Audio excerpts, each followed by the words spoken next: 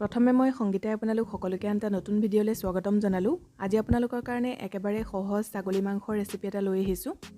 আশা কৰোঁ আপোনালোকে ৰেচিপিটো চাই ভাল পাব। আহকচোন তেনেহ'লে বেছি দেৰি নকৰোঁ, ভিডিঅ'টোৰ মাজলৈ আমি আগবাঢ়োঁ। মাংসখিনিত গোটা মছলা ব্যৱহাৰ কৰি বনাম, সেইবাবে মছলাখিনি ৰেডি কৰি লৈছোঁ। টাৱা এখন পাতি লৈছোঁ আৰু তাতে সৰু চামুচেৰে এচামুচ গোটা ধনিয়া দিছোঁ, লগতে দিছোঁ এচামুচ গোটা জিৰা আৰু দিছোঁ কেইটামান শুকান জলকীয়া। এতিয়া এইখিনি কম জুইত কেইছেকেণ্ডমানৰ কাৰণে ভাজি ল'ম, ইয়াৰ সেমেকা ভাৱটো নোহোৱা হোৱালৈকে। এনেদৰে কম জুইতে ঘনাই লৰাই মছলাখিনি ভাজি ল'ব কেইছেকেণ্ডমানৰ কাৰণে। বেছিকৈ মছলা ভাজি পেলালে তিতা হৈ যায়, সেই কথাটোও মন কৰিব। এয়া মোৰ মছলাখিনি ভালদৰে ভজা হৈ গ'ল। এতিয়া মই গেছৰ ফ্লেমটো অফ কৰি দিছোঁ আৰু মছলাখিনি প্লেট এখনলৈ উলিয়াই লৈছোঁ। অকণমান ঠাণ্ডা হ'বলৈ দিম, তাৰপিছতে গুড়ি কৰি ল'ম। এতিয়া মই মছলাখিনি মিক্সিতে পিচি ল'ম, আপোনালোকে ইচ্ছা কৰিলে পটাটো পিচি ল'ব পাৰে। এয়া ভাজি লোৱা মছলাখিনি প্ৰথমে দি ল'লোঁ। তাৰপিছতে মই 14-15 ফুটামান নহৰু দি দিছোঁ, এডোখৰ আদা সৰুকৈ কাটি দিছোঁ আৰু দিছোঁ মিডিয়াম চাইজৰ 2টা পিঁয়াজ এনেদৰে দীঘলে কাটি দিছোঁ। এতিয়া এইখিনি পেষ্ট এটা বনাই ল'ম আৰু অকণমান পানী দি দিছোঁ, তেতিয়া ভালদৰে পিচ খাব। এয়া মোৰ মছলাখিনি ভালদৰে পিচি লোৱা হৈ গ'ল। এনেদৰে মিহিকৈ পিচি ল'ব। এতিয়া আহক আমি ৰান্ধিবলৈ আৰম্ভ কৰোঁ। গেছত কেৰাহী এখন পাতি দিছোঁ, কেৰাহীখন গৰম হোৱাত জোখমতে মিঠাতেল দি ল'লোঁ। তেলখিনি যেতিয়া ভালদৰে গৰম হ'ল, তাতে মই দি দিছোঁ 2 খিলা তেজপাত আৰু দিছোঁ সৰু চামুচেৰে এচামুচ চেনি। গেছৰ ফ্লেমটো মিডিয়াম কৰি ৰাখিছোঁ। এতিয়া দেখিছে চেনিখিনি অলপ ৰঙচুৱা হৈ আহিছে। এইখিনি সময়তে 2টা মিডিয়াম চাইজৰ পিঁয়াজ এনেদৰে মিহিকৈ কাটি লৈছিলোঁ, সেয়া লগে লগে যোগ কৰি দিব। ইয়াত মই মুঠতে 4টা পিঁয়াজ ব্যৱহাৰ কৰিলোঁ। আপোনালোকে পিঁয়াজৰ পৰিমাণটো মাংস যিমান লয় সেইটো হিচাপত লৈ ল'ব। এতিয়া পিঁয়াজখিনি অকণমান সময় ভাজি ল'ম কোমল হৈ যোৱালৈকে। গেছৰ ফ্লেমটো মিডিয়াম কৰিয়ে ৰাখিছোঁ। এইখিনি সময়তে জোখমতে হালধি গুড়ি দি ল'ব। ইয়াত মই সৰু চামুচেৰে 2 চামুচ হালধি গুড়ি ব্যৱহাৰ কৰিছোঁ আৰু ভালদৰে লৰাই লৈছোঁ।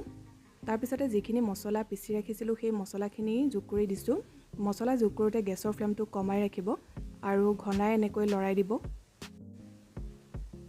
লগতে সৰু চামুচেৰে এচামুচ কাশ্মীৰী ৰেড চিলি পাউডাৰ দিছোঁ। আপোনালোকে যদি ইচ্ছা নকৰে তেতিয়াহ'লে নিদিলেও হ'ব। এতিয়া গোটেইখিনি ভালদৰে লৰাই লৈছোঁ। মছলাখিনি কম জুইতে অলপ সময় ভাজি ল'ম। এয়া মই মছলাখিনি অলপ সময় ভাজি ল'লোঁ আৰু এইখিনি ভালদৰে ভজা হৈ গ'ল। দেখিছে তেল বিৰিঙি আহিছে, এনেধৰণে ভাজি ল'ব। এতিয়া মই ইয়াতে ছাগলী মাংসখিনি যোগ কৰি দিছোঁ। ইয়াত আধা কেজিতকৈ অকণমান বেছিকৈ আছে আৰু গোটেইখিনি ভালদৰে লৰাই লৈছোঁ। গেছৰ ফ্লেমটো হাই কৰি ৰাখিছোঁ আৰু হাই ফ্লেমতে 2-3 মিনিটমানৰ কাৰণে এনেদৰে লৰাই ভাজি ল'ম। এইখিনি সময়তে সোৱাদ অনুসৰি নিমখ যোগ কৰি ল'ব। মাংস দিয়াৰ পিছত 2 মিনিটৰ কাৰণে মই হাই ফ্লেমত লৰাই ভাজি ল'লোঁ।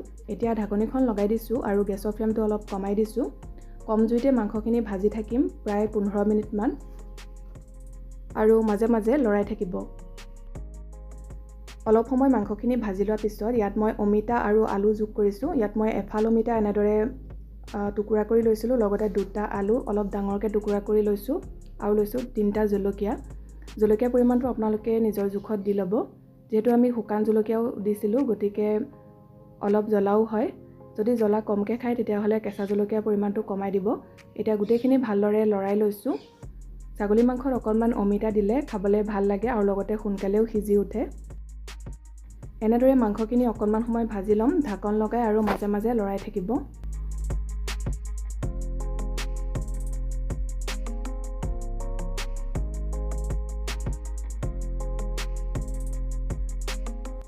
এনেদৰে মই মাংসখিনি অলপ সময় ভাজি ল'লোঁ আৰু আপোনালোকৰ যদি হাতত সময় কম থাকে তেনেহ'লে এনেদৰে ভাজি লোৱাৰ পিছত প্ৰেছাৰ কুকাৰত দি পেলাই 2-3টামান চিটি আহিবলৈ দিব পাৰে, তেতিয়া সোনকালে সিজি যাব।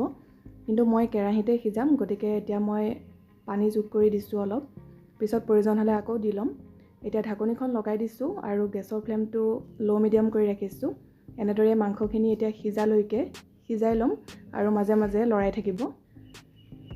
এনেদৰে মই অলপ সময় উতলাই ল'লোঁ আৰু মাংসখিনি ধুনীয়াকৈ সিজিলে প্ৰায় 1 ঘণ্টামানৰ ওপৰতে লাগিছে। যদিহে প্ৰেছাৰ কুকাৰত দিয়ে তেনেহ'লে অকণমান সময় কমকৈ লাগিব, গতিকে আপোনালোকে চাই ল'ব। আৰু এতিয়া মই নমোৱাৰ আগে সৰু চামুচেৰে এচামুচ গৰম মছলা গুড়ি দি দিছোঁ, বা ইয়াৰ সলনি আপোনালোকে ঘৰতে লং, ইলাচি, ডালচেনি এনেকৈ পেষ্ট এটা বনাই পেলাইও দিব পাৰে, তেতিয়া গোন্ধটো ভাল লাগে। আৰু গোটেইখিনি ভালদৰে এবাৰ লৰাই লৈছোঁ। এতিয়া গেছৰ ফ্লেমটো অফ কৰি দিলোঁ আৰু ঢাকনিখন লগাই 5 মিনিটমানৰ কাৰণে থৈ দিব, তাৰপিছতে পৰিৱেশন কৰিব। মন কৰিছে একেবাৰে চিম্পুল ৰেচিপি আৰু খাবলৈও বিৰাটেই ধুনীয়া হয় এনেদৰে বনালে। এতিয়া মই অলপ মাংস বাতি এটালৈ উলিয়াই লৈছোঁ। আশা কৰিছোঁ ৰেচিপিটো চাই ভাল পালে। যদি ভাল পালে ভিডিঅ'টো লাইক কৰিব, লগতে শ্বেয়াৰ কৰি দিব।